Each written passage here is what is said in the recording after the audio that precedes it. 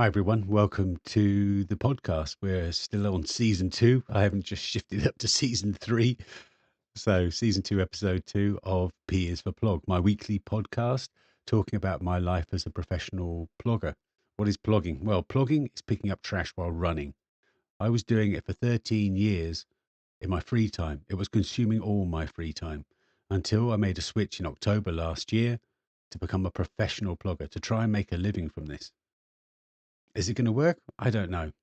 But that's part of this podcast, is just to talk about how it's going and my plans, etc. And nothing is more in line with that than this week. This week, the episode is called P is for present year. We're going to be talking about what my plans are for 2025. Let's get cracking. Plug it and tag it and post it and bin it. Plug it and tag it and post it and bin it. Plug it and tag it and post it and bin it. Plug it, plug it, plug it, plug it, plug it, plug it, plug it, plug it. So, where do I start with 2025? I should actually apologize the fact that we're right on the last day of January and I'm only doing this now. And a few of these items I've already done. They were big plans for this year. So it's a bit weird to do it now. It's just that it just got so crazy busy over the holiday period that I didn't have time to do my podcast. So the plan was to do this before the year started, but it works out quite well if I'm going to call the episode present year. There are some things that have been done already, and I've got to say it straight off the bat.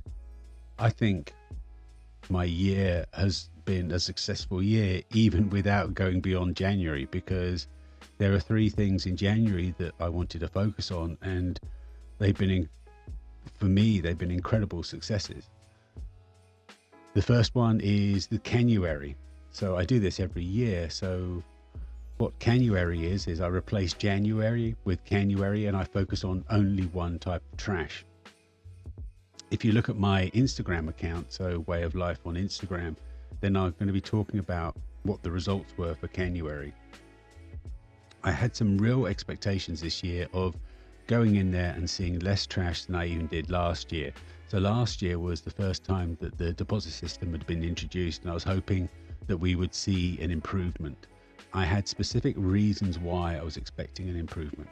I'm going to keep it cryptic like that so that you're going to have to go to the Instagram post to find out. But yeah, I've loved doing Canuary. I think there's a couple of things that have come out of this year specifically. The first one is it's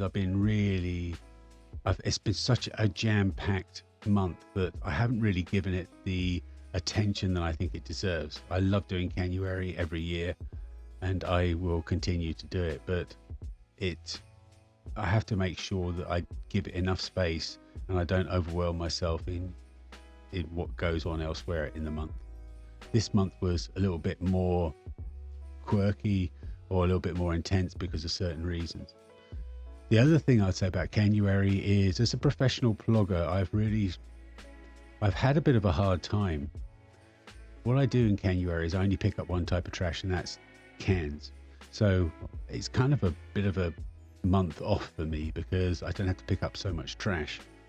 The downside of that is now I seem to be getting a little bit more visible in terms of the community here where I live in Harlem.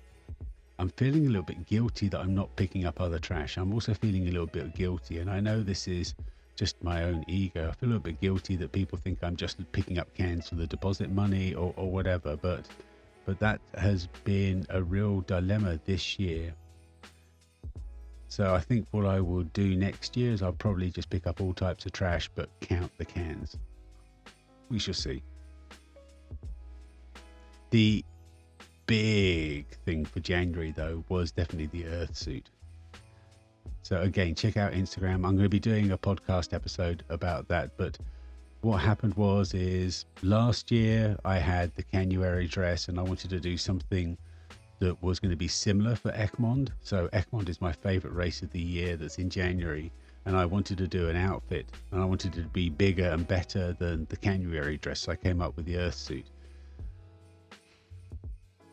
and it was monstrous. It was 32 kilograms. The reason why I wanted a different do a different suit is I didn't want to be sort of pigeonholed into, oh, he's the can man, he's the can dress, the Blickers yeaqr.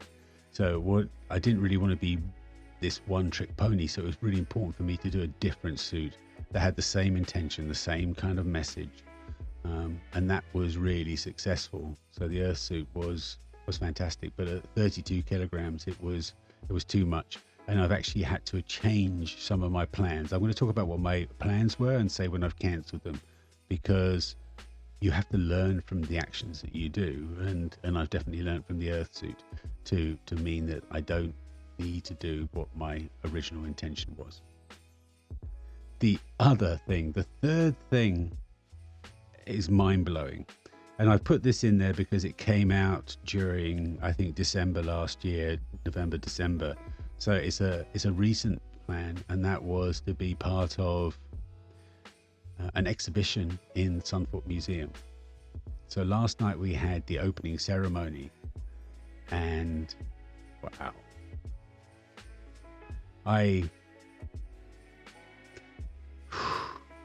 it's blown me away being in an exhibition. So I was one of 13 people that are sort of doing the part of the exhibition about talking about plastic trash in the it's called Plastic of Drift. So it's for 4 months long, and they asked me to, originally it was to bring in the Canuary dress. They wanted to have that on display, and I talked about the Earth suit, and they said, oh yeah, we've got to do that. But what has really hit me with this, and I'll have to talk more about this in a separate episode, is I've had to start thinking myself as an artist. I secretly always wanted to consider myself as an artist, but now I think I am. I think I've had to establish that, or had to admit it to myself that I am keen on being called that. And I know I want people to do this, but last night there was a couple of times where I saw people just standing around my outfit, looking at it, pointing at bits and talking about it. That's exactly what I want, but to actually see that outside of the normal situation where people talk about it, which is when I'm out for a run in it, doing a race in it, then I want people to talk, and it just feels natural. It's part of the race. But for people to actually just be standing around in regular clothes, nothing to do with a race situation, and talking about it, it just blew my mind. And there's a film that goes on as well showing it, and there was someone that was watching the film. It just threw me. I just don't know how to react to it.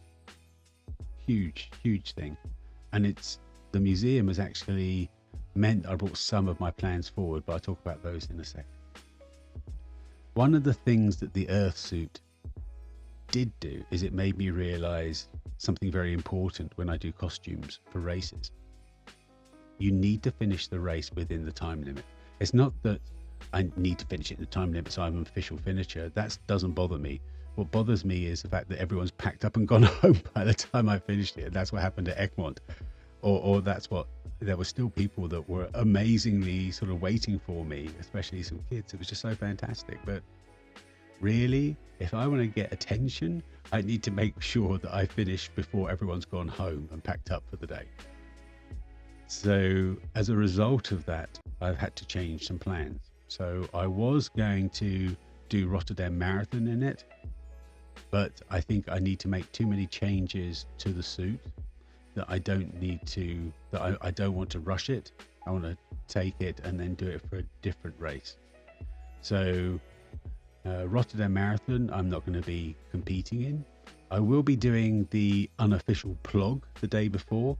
I think that's important, and I don't have time really to contact the organization this year about it, but what I will do is I will do the unofficial PLOG this year on the day before the marathon, hopefully get a few people sort of turning up and joining me, and then I'll contact the organization and say, let's make this an official PLOG the next year.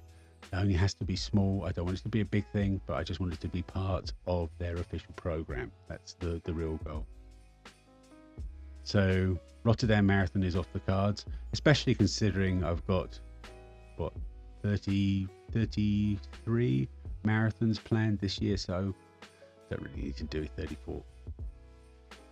Something that did come up from last year when I did the Sunfort Dutch Grand Plog was there's a race I've never done and I've always wanted to do, but never applied for it or never entered it.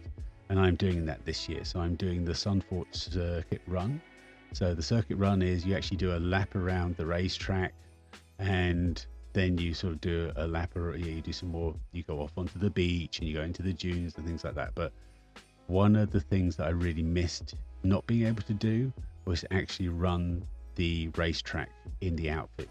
So I'm going to be doing the circuit run and I'm going to be wearing the full Dutch Grand Plog outfit. So that's the racing driver's outfit with the helmet. Really excited about that. That should be just a fun one. I'm doing the 16-kilometer distance on that. Sticking with the Earth suit.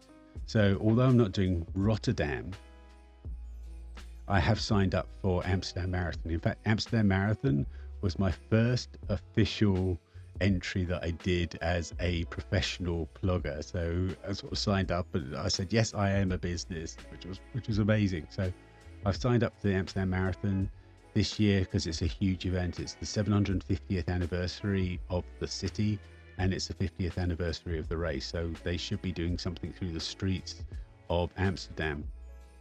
I really want to still do that in the Earth suit, but I cannot do, and going back to what I learned from Egmond, is I cannot do that in the 6 hours in its current state. Something has to change. It could be something as simple as I need to redesign the strap to make it more comfortable. It could be something like that. I suspect I'm going to have to go, okay, we have to do a different plan here to make sure I can finish. What I'm thinking about doing is having it empty, take out the bottles, and I have it as an empty suit and then running along, and people can add bottles along the way. I'm thinking about doing that. The only worry I've got there is someone puts in a full bottle, and if they put in a full litre bottle of water, suddenly they've just added a kilo to my outfit. It could end up with suddenly the suit is weighing 300 kilograms, which defeats the whole purpose. So I have to be a bit stringent in what they put in to make sure they're not putting anything with water left in it or anything like that. But I think that's the current plan is, so I want to do Amsterdam Marathon in the Earth suit. I just need to do it so that I can make it in that time, whether it's half the bottles or whatever. But I'm not going to worry about that until September time. In September, we've got the World Plogging Championships. So I really want to win.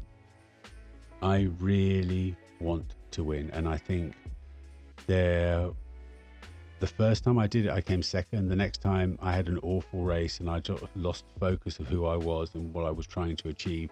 Last year, I managed to do it and feel happy about how I did it. I kept true to myself. I kept focused about doing the race. I didn't go there knowing I wanted to win because I wasn't in a good shape. And there were things in terms of the travel, getting there on the train that meant that, it was never going to happen. But this year, I want to go there as a competitor to compete, to try and win, or to try and at least get on the podium. It always needs luck. It always needs a bit of luck. So whether that can happen or not is not just down to me. It's down to me going left instead of right to find that trash. But I want to give it my best go because I think one thing that I will do is I will milk every ounce out of it if I become world champion. And that is guaranteed. You will be sick of me in 2026 if it happens because you go, oh yeah, enough, Paul. We know you're world champion.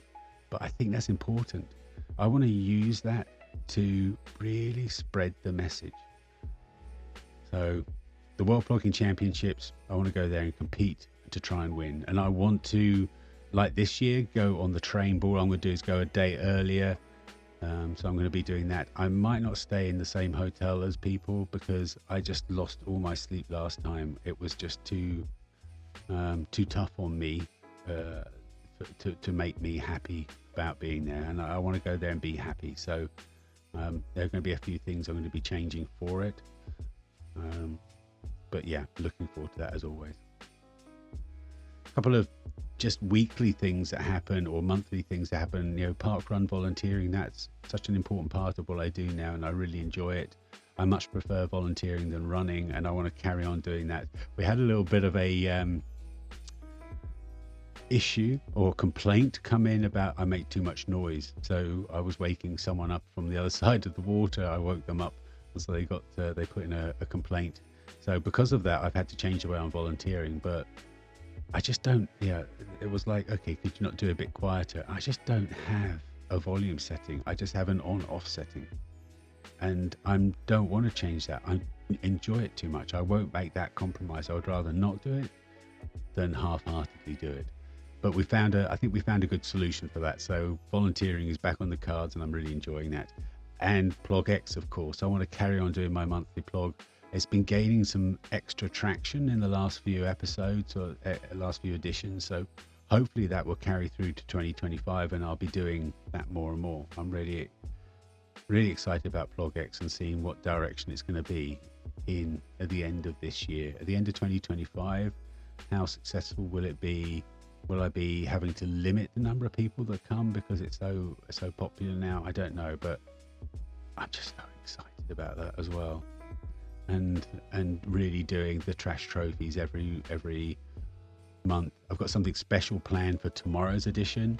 I want to be sort of creative, and that was always the intention, not just to do a clean up the same one I do every week, and that's what's been happening for the last couple of years. But I want to be creative and make it different each time, so even the people that come a lot, they will see something different. And we've got something special planned for tomorrow. And in fact, I'm going to be talking about that in the next episode, so I'll give some insights into that. But we'll be talking about Flying Beardman, this guy from Australia who we've really been connecting about plogging on, and he's got this plogging game, and so I'm going to be doing that. So I'll be talking about that next week. Now we move on to the Kunstline. So this is one of the things that have changed as a result of things that have gone on. But what is the Kunstline? So the Kunstline is this 2 weekends where all of the artists that are here in Haarlem open up their studios, they do exhibitions, and it becomes a real big event here in Haarlem for 2 weekends in November. And I mean, I've gone around a couple of times, not a lot, but I've gone around a couple of times, and it's been fun. But what happened last November was my wife, Katerina Ceramics, who does ceramics, she opened up her studio and was part of it. And it was fantastic. It was really amazing to see these people coming around talking. And I thought that aligns with me wanting to engage with people. It aligns with the things I've been doing for years, like the movie posters that I've been doing for years.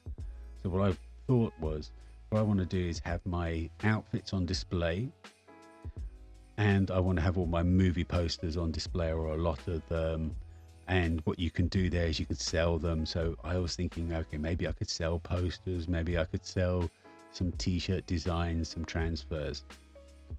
So that was the plan. Then Sunthorpe Museum came along coincidentally, and that was on the cards. But then during this last month, they sent out a note and was just like saying, to all the artists that are part of it, if you want to sell anything in the shop, then let's have a chat about it. And I when I saw that mail, I just went, oh yeah, that's cool. That doesn't apply to me. And then something stuck in my mind. I went, why doesn't it apply to me? So now with the museum, I actually have items in the museum shop that I wanted, that were on my plan for the Kunstline in November this year. So I've brought everything forward. So I am now selling posters. It's just one, but I am selling a poster. And I'm also selling t-shirt transfers, which is something that's been on my sort of wish list to do for a while, to have that kind of merchandise, but in a way of life kind of way. So that is the plan. I'm really excited about the Kunstline. Lots of things need to happen for it to go forward. The first one is I need a space to do it all in, so I will have to find that out, and that's something I don't have at the moment. So there's a lot of work that needs to go into it before I'm able to do it. but there's a big intent there that I really want to do, and there's going to be one more item, but I'll be talking about that in a second. 4 more things to go, and these are the big ones,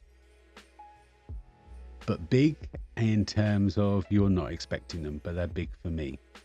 The first one is obviously for this year, the biggest goal is to be successful as a professional blogger, to actually go an entire year as a professional, to not have to have a daytime job, not have to give it up, to really make a go of it and for it to work. To do that, I need loads of sponsors.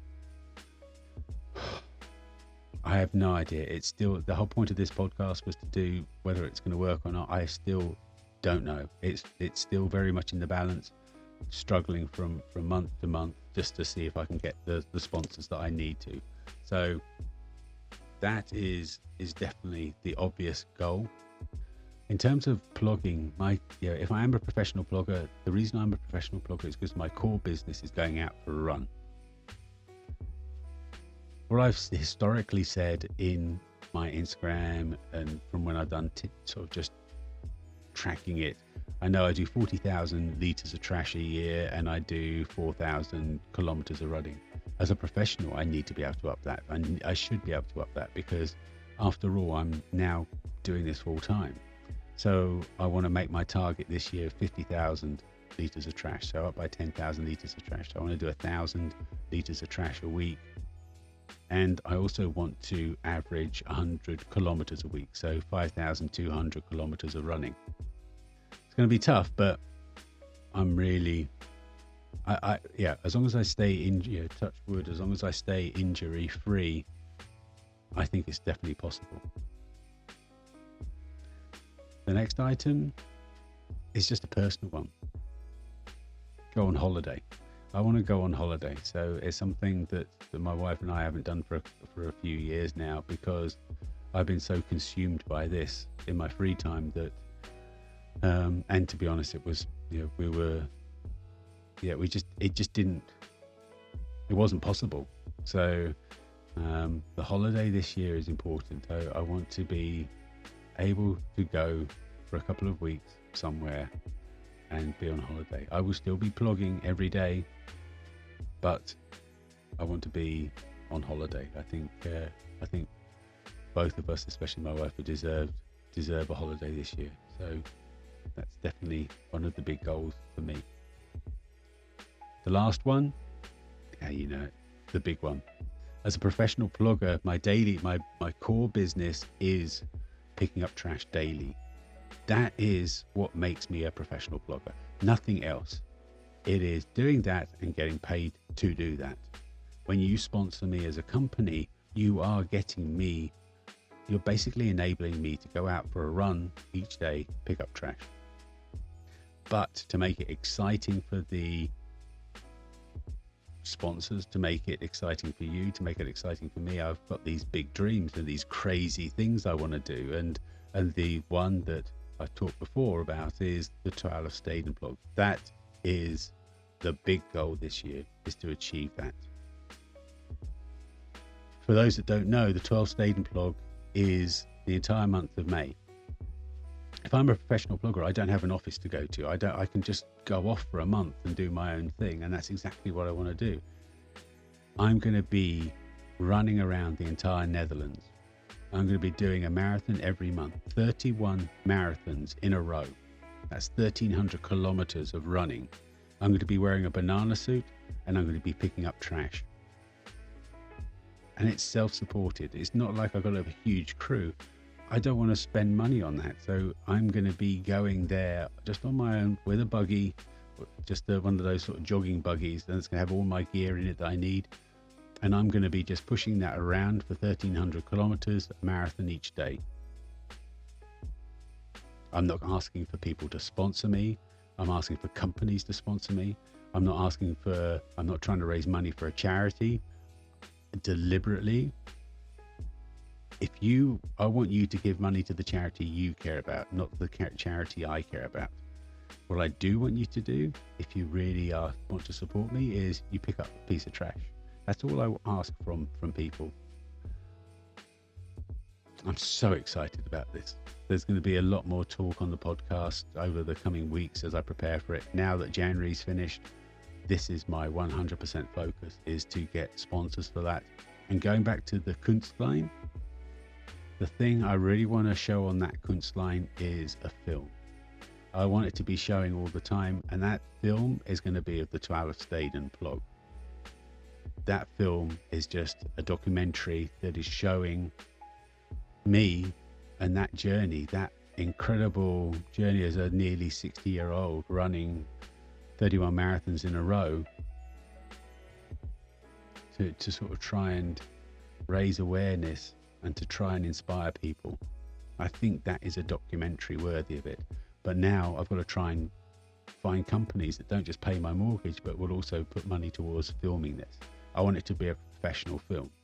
I'm going to be filming, of course, myself for the reels every day, but I want this to be something that you get submitted to film festivals, that has those little sort of, winner of Sundance, not that one, but yeah, I want it to be shown at film festivals as a legitimate documentary. I think it is worth it.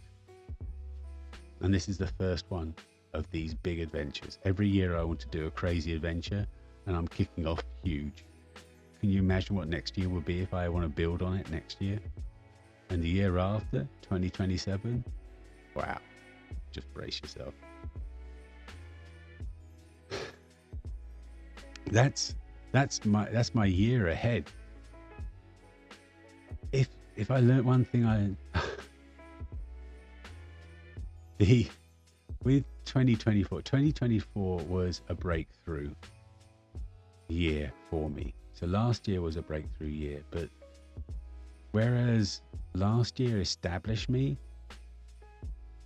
now I want in 2025 to show people I'm worthy of that attention. I'm worthy of what I'm trying to do.